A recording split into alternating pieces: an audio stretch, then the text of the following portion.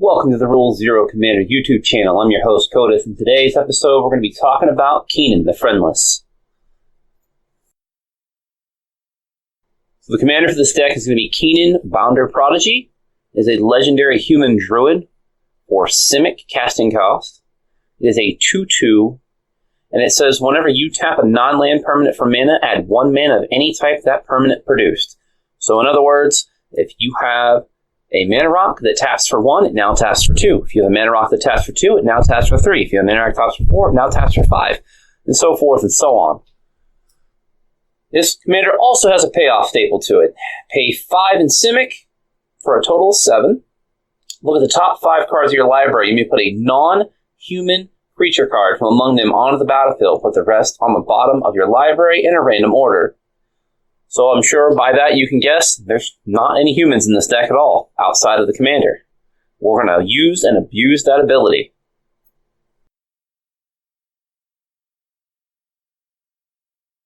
So first up, we're going to talk about the ramp package.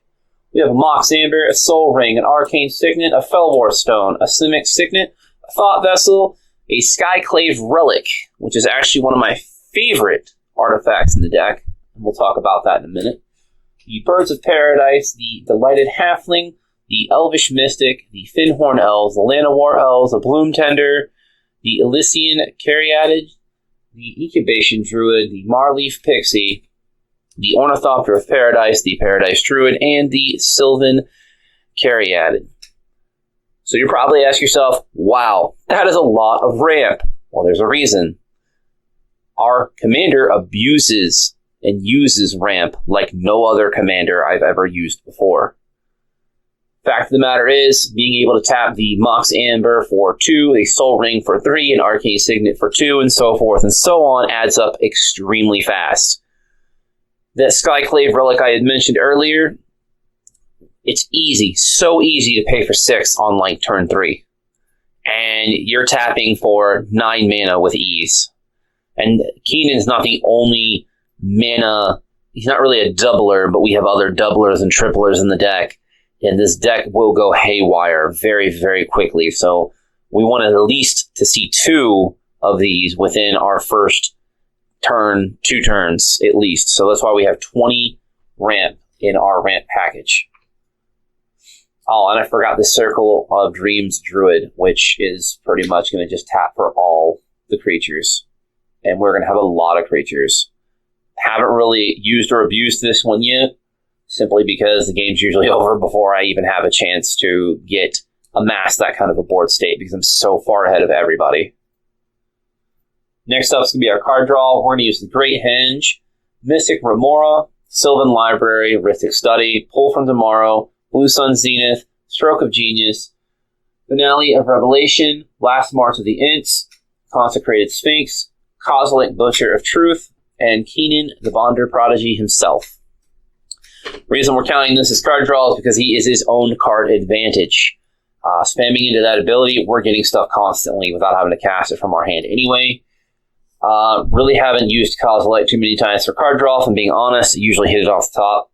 However, Last March of the Ints is insane with one of the Eldrazi's on the field. Just drawing that many cards and being able to just throw something from your hand on the battlefield is crazy. Great Henge comes in clutch every time. Amazing card. Great card draw engine. Mystic Remora can be hit or miss depending on the playgroup. If you don't have a lot of interaction in your playgroup, you can sub this out for something else. The Sylvan Library, you don't have to take the card draw. It's more for card selection. So if you need the land or you want to hit a certain creature rather than drawing the creature, you're going to activate the ability, it's really good for that. The Rithric Study is just a Rithric Study. I mean, I draw tons of cards in my playgroup. Your playgroup, it may vary. Pull from Tomorrow. Phenomenal card in this deck because we are just making so much mana. Same with Blue Sun Zenith. Same with Stroke of Genius. And the Finale of Revelation is by far my favorite, even though it's not at instant speed. Just being able to pay in more than 10, get that maximum hand size, and you're just set for the rest of the game. Last March of the Ints is one of my favorite to cast, especially when I have one of the Eldrazi's out. Consecrated Sphinx is just busted in this deck. It's really busted in any deck, if we're being honest. Kozilek, Bush of Truth, don't really use it. For the casting cost, I normally hit it off the top. And Kinnan himself, great enabler for this, the card enabler for this deck. Next up, we'll be talking about a removal package. Bane of Balaged, Koma, Cosmos Serpent, Ulamog's Crusher, Kozilek, Butcher of Truth, Ulamog, the Ceaseless Hunger, Pathrazor of Ulamog, Ulamog, the Infinite Gyre, and It That Betrays. The theme of this deck is big, dumb, stupid creatures. And because we have so many big, dumb, stupid creatures, and we are in Simic, we suck at creature removal. We can bounce things, and we can make our things fight things. Well, why do any of that whenever we can put all of our removal on our bodies that we want to cast anyway?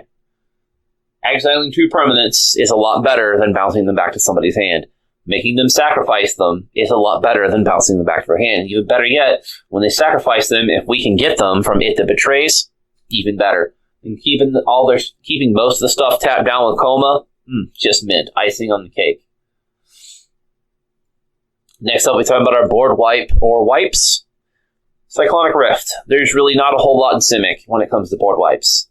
This is the Mac Daddy, King Daddy of all board wipes. However, there is a caveat to this deck, as I have learned and have made people very, very salty, which is why I got in trouble with the playgroup in the first place. So let's talk about that. Bane of Balaged is going to exile 2 permanents. Ulamog's Crusher, going to annihilate 2 permanents. Frayer of Loyalties, going to annihilate 2 permanents. Kozilek, Butcher of Truth, going to annihilate 4 permanents. Annihilator 3 on the Pathrazor of Ulamog. Annihilator 4 on the Ulamog of the Infinite Gyre. Annihilator 2 on It That Betrays.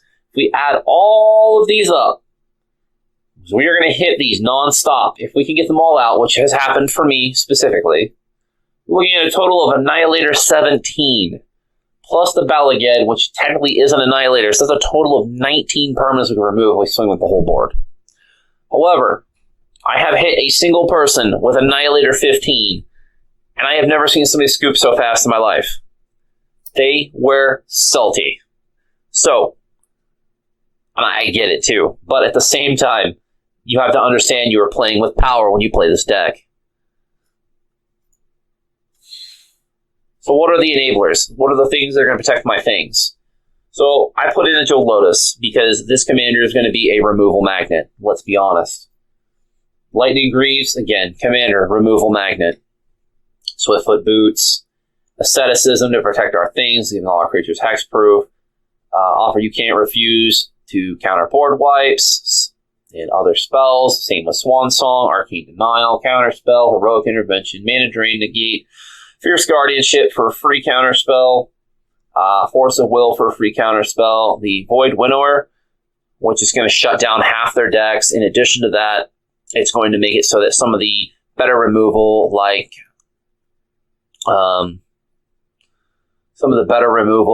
your 2-drop black spells and whatnot, are not going to remove or not going to work. They're going to need to have access to like Swords or Path. And we also have Kozilek, the Great Distortion, where we essentially, as long as we can keep drawing cards and keep matching mana costs, we can infinitely counterspell. And these things are going to keep our board safe, because we are going to be target enemy number 1 the minute that we start going off. Anything that we want to protect and keep up, such as any of our card draw engines, the commander, etc., this is your protection package. This is what's going to do that. So what makes the deck good? Where's all the good stuff? This is the part that everybody seems to like the most. The commander is its own payoff. It is part of the good stuff. Being able to say, oh, I have excess mana, I'm going to go ahead and put it in there. I'm going to hit my creatures. I'm going to do this before my turn, so that essentially my creatures come in and I can swing with them. They're not sitting on the board for an entire turn cycle. Doubling Cube. Being able to double the mana that's already increased. Great Henge. Putting +1/+1 counters on our stuff. Not super important, but worth noting. Defense of the Heart. If we are behind, we are eating a bunch of removal, we can't get our commander going. This can potentially go and get us 2 big threats immediately and slam them onto the board. Tooth and Nail. We are ramping. We don't really have anything in hand. Boom. We can cast for the Entwine cost. Go get 2 things. Put them on the board. Mana Reflection. We're going to double our mana. Seedborn Muse. We're going to untap all of our stuff on everybody's turn. Again, so we can feed right back into this ability right here. I have done this before, and it makes the play group salty. So salty to watch you sit there and value and value and value and value. The Nyxbloom Ancient to tap for triple mana. So basically on our mana rocks, they tap for 2 times 3, so they're going to tap for 6. And unless it's a Soul Ring, then our Soul Ring is going to tap for 3 times 2, so 6. Never mind. Still the same. I digress. Or, no, 3 times 3 is 9. I'm stupid. Anyway, If It Betrays is another one because we can steal their things and make it our things. It's just a multifaceted card. So next up, we're going to talk about the strengths of the deck. This deck is extremely fast mana acceleration, and it could be even faster if you allow fast mana in your playgroup, or you play with fast mana, you play with that type of stuff. My playgroup does not play with fast mana. We do not want our games to feel one-sided, even though that's exactly how this deck feels, because of the mana of the commander being so cheap, and me being able to basically double all of my mana, almost double all of my mana, since everything taps for 1 anyway. This deck drops big creatures well before any other deck could hope to. I have dropped a 10 mana Eldrazi on turn 4. No problem. And I will tell you, it turned heads.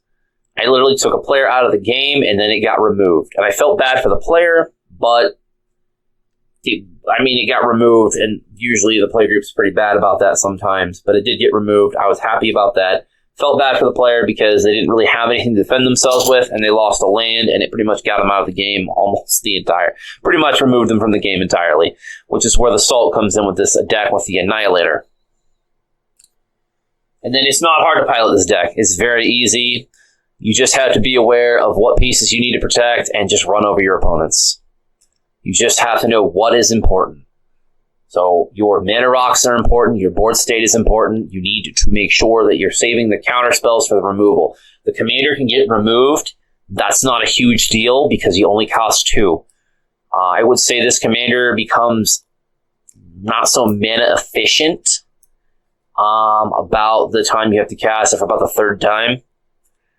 So we go 2, 4, 6. Once we're casting it for 8, I don't feel like it's mana efficient anymore, because even though it will increase the mana, we're tapping out almost every time now to cast it whenever most of our stuff is 8+ to begin with, because this deck is very mana hungry. It is around an average of 4 CMC, which in theory should be very slow and very bad, but this deck is not very slow, and it is not bad at all. It is extremely powerful. So what are the weaknesses that I've noticed with this deck? So first of all, it's going to crumble to control type decks.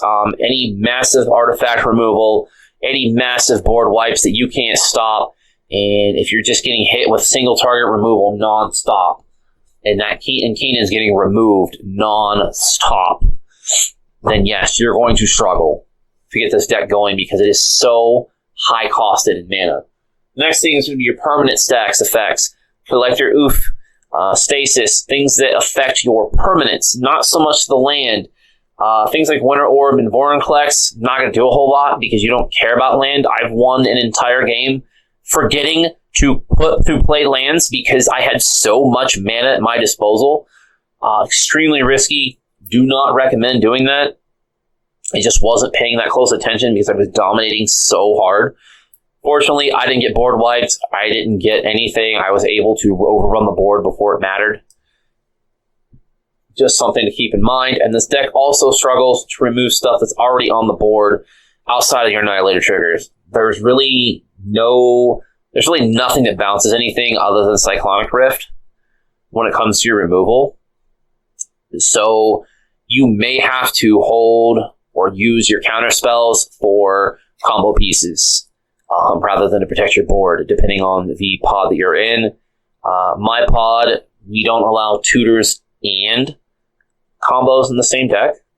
You can do either a combo or all the tutors you want, just because adding a combo can make your deck extremely powerful. That is a play choice that we do. And so just keep that in mind about protecting your board. You may have to put some of that towards countering combo pieces or stopping somebody's combo altogether. So where would I place the power level of this deck?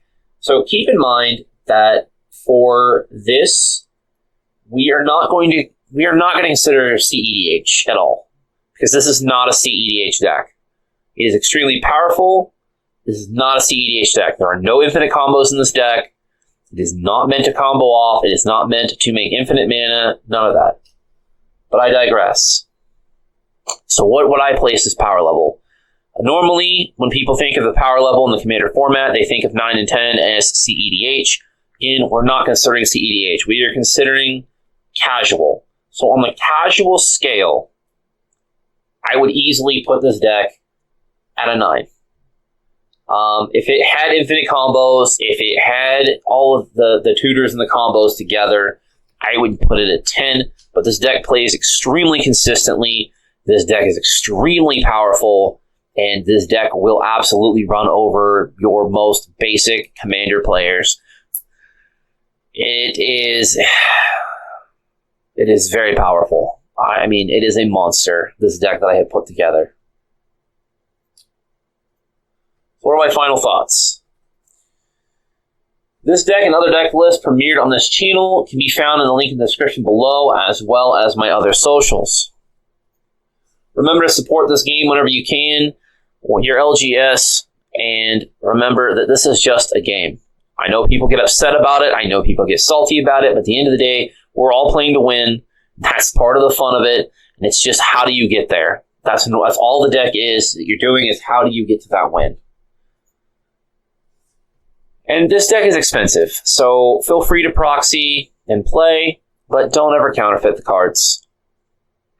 If you want to play test this deck, link will be in the description down at moxfield.com. And there's also going to be one for deck stats, where I feel like it's broken down a little bit better, but there is cards and stuff in the primer. It breaks everything down that we've covered in this video. And that's going to do it for today's episode, guys. So make sure that you subscribe. Make sure you put on that bell notification. And I'm going to see you guys in the next one.